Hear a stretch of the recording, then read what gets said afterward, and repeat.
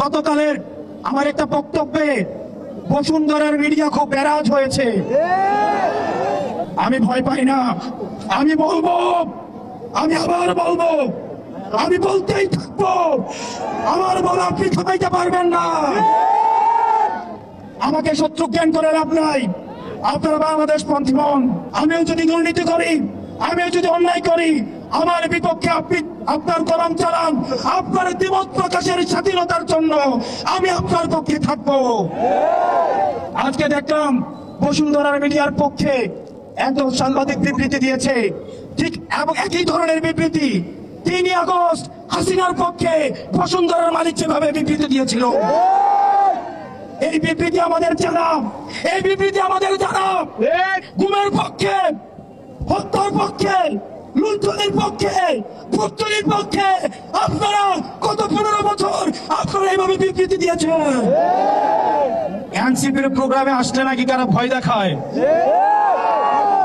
এনসিপির প্রোগ্রামে যদি আসেন, এনসিপিতে যদি যোগ দেন, তাহলে নাকি আপনাদেরকে বলা হয় কি লাভ, কয়দিন পর তো আমরাই সরকারে আসবো। আমাদের এনসিপির কোন নেতা কর্মীর গায়ে, এনসিপির কোন নেতা কর্মীকে যদি ভয় দেখানো হয়, আমরা স্পষ্ট করে বলছি এনসিপির নেতা কর্মী রাস্তায় আছে বলে আমরা হচ্ছি নেতা।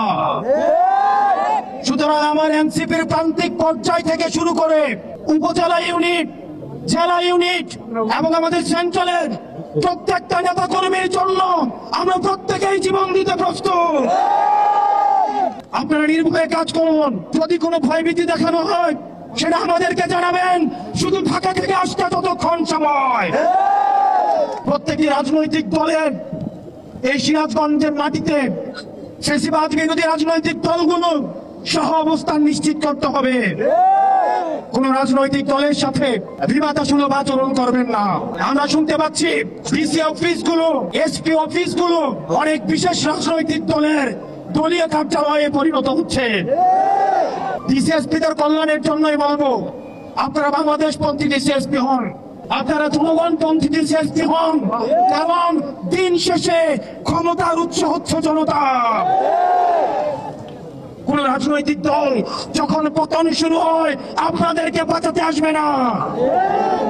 দিল্লি থেকে মাদার অফ টেরর এখন আপনাদেরকে বাঁচাইতে আসে না।